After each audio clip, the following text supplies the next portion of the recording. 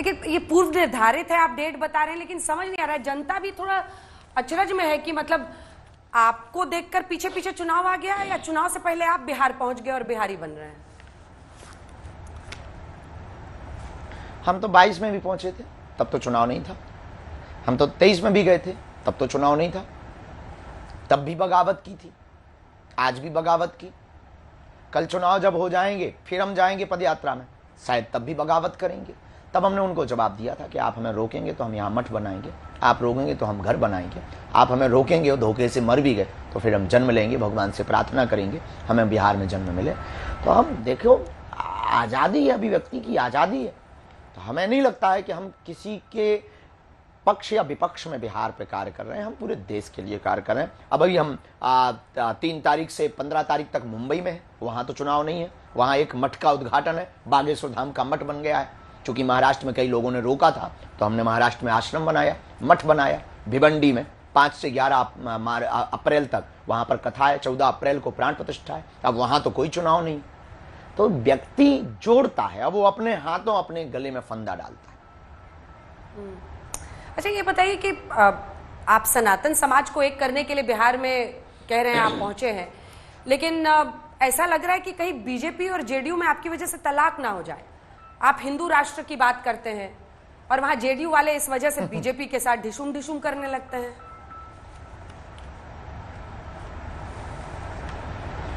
वो उनका अपना, पार्टियों का अपना निजी विषय है। हम किसी के तलाक विच्छेदन या किसी को जोड़ने का कार्य नहीं कर सकते। हम तो देश को जोड़ने के लिए निकले, हम इस देश को एक करने के लिए निकले। हम देश में जात पात, भेदभाव, छुआछूत, ऊंच नीच का जो सबसे बड़ी दीवार है उसको मिटाने के लिए निकले हैं। ये कार्य हमने भर शुरू नहीं किया। 1400 ईस्वी में रामानंदाचार्य प्रभु ने किया था।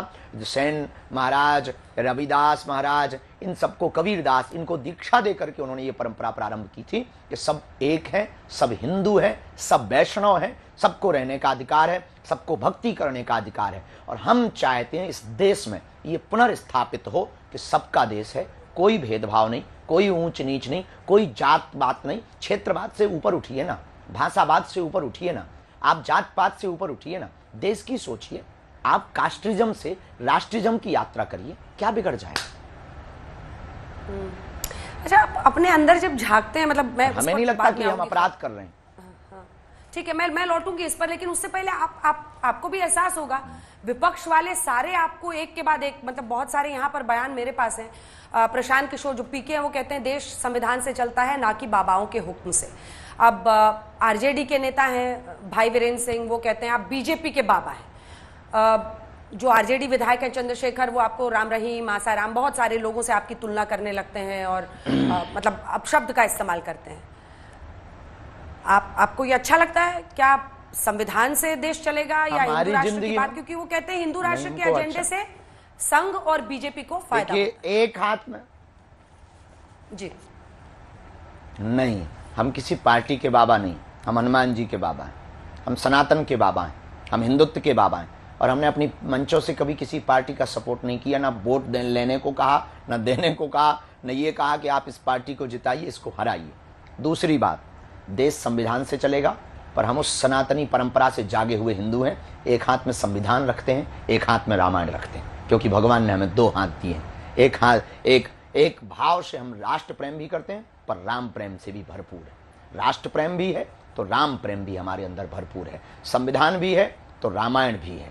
दोनों की हम जो है, दोनों का स्वागत करते हैं और दोनों का आदर करते हैं। हमारे लिए दोनों महत्वपूर्ण है। देश के लिए संविधान जरूरी है, पर देश की अंदर बची हुई संस्कृति को बचाए रखने के लिए रामायण जरूरी है। लेकिन संविधान बात जो तो टिप्पणी करते हैं, जो आपने नाम लिए, अपने अपने निजी मत है। नहीं, उनको आप जवाब नहीं देना चाहेंगे? उनको जवाब नहीं देना चाहेंगे? नहीं, सेम टू यू बोल दीजिए। क्या बोला आपने? कोई जवाब नहीं, उनको सेम टू यू बोल दीजिए। सेम टू यू, ये तो एकदम जेन जी का ये सब लैंग्वेज है, एकदम जो कोई भी एक्सप्रेस करता है इमोशन तो तुरंत सेम टू यू बोल दिया जाता है। वो जेन जी मुझे आपके अंदर जिंदा दिखता है। आपकी जो वेशभूषा है, हेयर स्टाइल है। क्यों आचार्य जी? कैसा वेशभूषा या हेयर स्टाइल आपको हमारी कैसी लगती है? बुरी लगती है, फूहड़ता लगती है, या फिर सनातन संस्कृति की प्रचारक लगते हैं, या विचारक लगते हैं? क्या लगते हैं आपको? हम अग्रेसिव नहीं है, बहुत प्रेम में रहते हैं, बहुत भाव में रहते हैं, मनमौजी साधु। हाँ।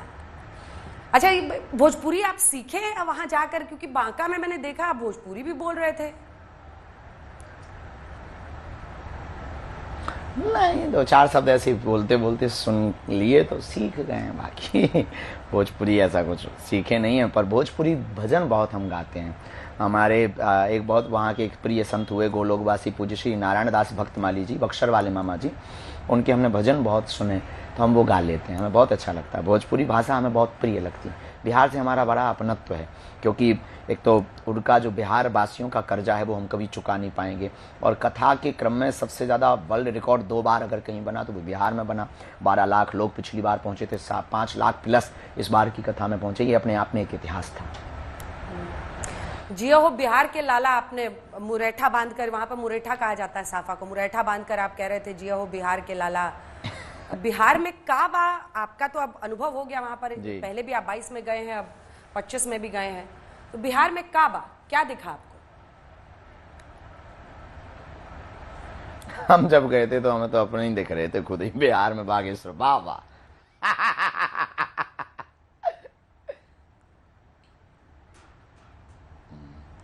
बिहार में बागेश्वर बाबा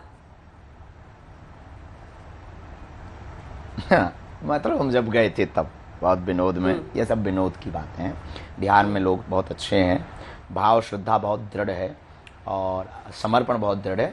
सबसे बड़ी बात है कि वहाँ हिंदुत्व के प्रति लोग अलर्ट हो रहे हैं, वहाँ के युवाओं में हिंदुत्व के प्रति जागरूकता आ रही है। ये सबसे बड़े सौभाग्य की बात है और हम चाहते हैं कि पूरा देश कास्ट्रिज्म से उठकर राष्ट्रिज्म पर स्थापित हो जाए।